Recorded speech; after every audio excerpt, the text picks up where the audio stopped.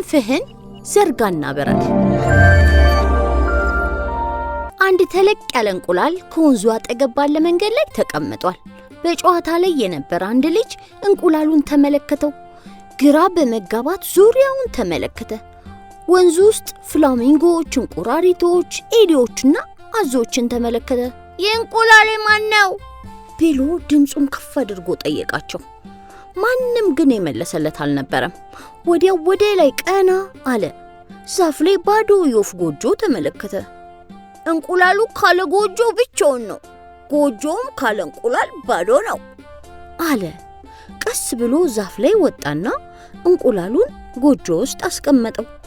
ከዚያም በፈገግታ ተሞልቶ ወደ ጨዋታው ሄደ። ከጥቂት ጊዜ በኋላ አቶና ወይዘሮ ወፍ እየበረሩ ወደ ጎጆአቸው መጡ። በጎጆአቸው ውስጥ እንቁላል ሲመለከቱ በጣም ገረማቸው። ይሄኛ እንቁላል አይደለም አለች ወይዘሮ ወፍ። ተመልከት ትልቅነቱን። ቢሆንም እንቁላል ነው፣ ደግሞ በራሳችን ጎጆ ውስጥ ነው ያለው አለ አቶ ወፍ። አንቺ ጎጆ ውስጥ እንቁላል እስካገኘሽ ድረስ የመንከባከብ ኃላፊነት አለብሽ። የማንም እንቁላል ይሁን ታቅፈሽ ሙቀት ሰጥተሽ መንከባከብ ግድ ይልሻል አላት። ጥሩ እንግዲህ አለች ወይዘሮ ወፍ። ግን ምን አይነት የወፍ ዝርያ ብትሆን ነው ይህንን ትልቅ እንቁላል የጣለችው? አልገረመህም? አለችው እየተገረመች። ከዛም እየተፈራረቁ እንቁላሉን መታቀፍ ጀመሩ። መጀመሪያ ወይዘሮ ወፍ እንቁላሉን ታቀፈችው። ደግሞ አቶ ወፍ ትልቁን እንቁላል ታቀፈው፣ ሙቀት ሰጠው። አንዳንዴ ደግሞ እንቁላሉ በጣም ትልቅ ስለሆነ ለሁለት አንድ ላይ ይታቀፉትና ሙቀት ይሰጡታል። በዚህም ደስተኞች ነበሩ። አንድ ቀን ወይዘሮ ወፍ እንቁላሉን እንደታቀፈች ድምፅ ሰማችና ደነገጠች። እረ ድረስልኝ፣ እንቁላሉ መጮህ ጀመረ አለች በድንጋጤ። አቶ ወፍ እየበረረ ወደ ጎጆ መጣ። እንቁላሉን በደንብ ተጠግቶ አዳመጠው። እንቁላሉ አይደለም የሚጮኸው፣ የኛ ልጅ እየሳቀ ነው። ከእንቁላሉ መውጫ ሰዓቱ መድረሱን እየነገረን ነው አላት።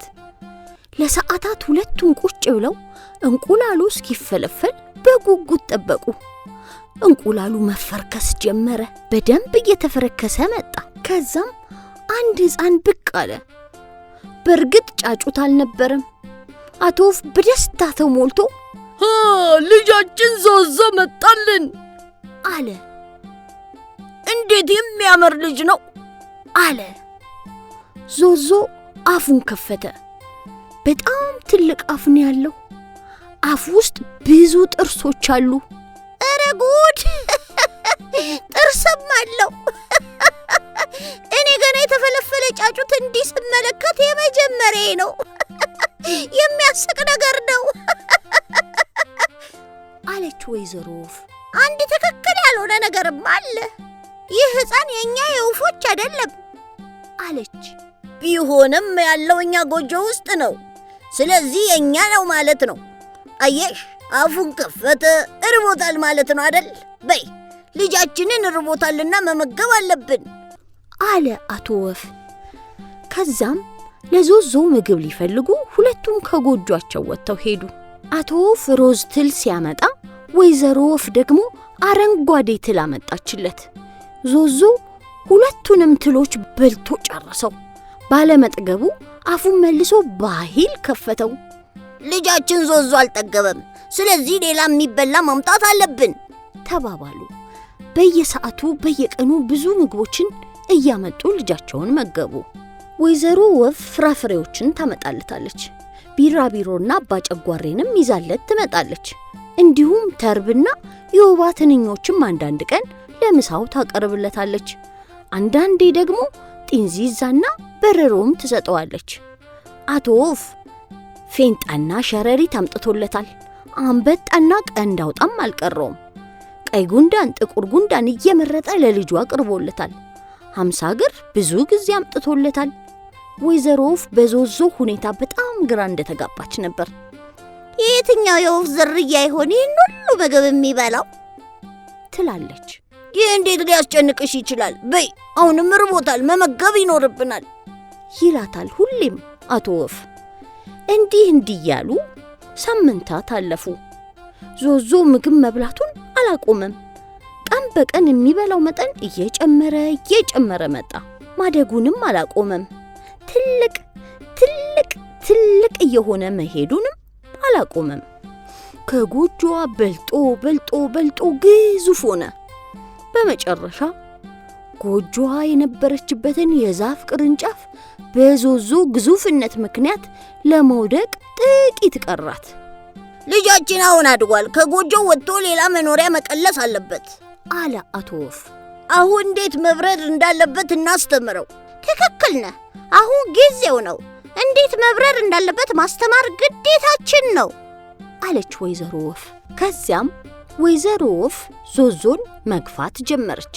አቶ ወፍ ደግሞ እንዴት መብረር እንዳለበት ከፊቱ ሆኖ እያሳየው ነው። ቀስ ብለህ አየሩን ዝለል፣ ቀስ ብለህ ልክ እንደኔ። አየህ ውድ ልጄ አለው ክንፎቹን እያራገበ። ክንፎችን ዘርጋና ብረር። በጣም ቀላል ነው። ክንፎችን ዘርጋ፣ ከዚያ ብረር በል አለው።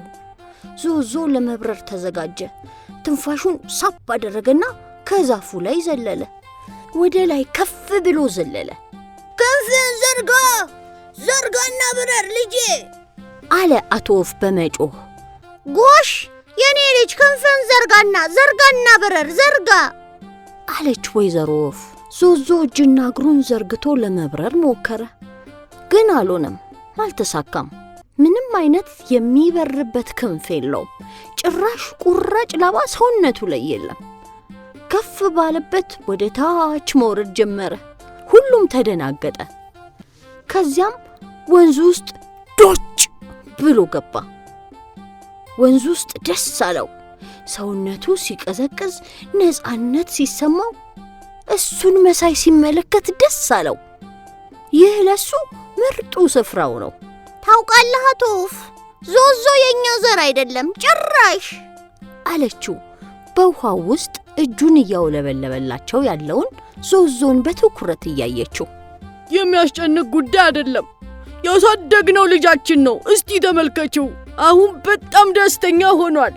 ሲዋኝ ደስ አላለሽም? ከመብረር መዋኘትም መርጧል አላት ዞዞን በፍቅር እያየው። ዞዞ አዞ ነው።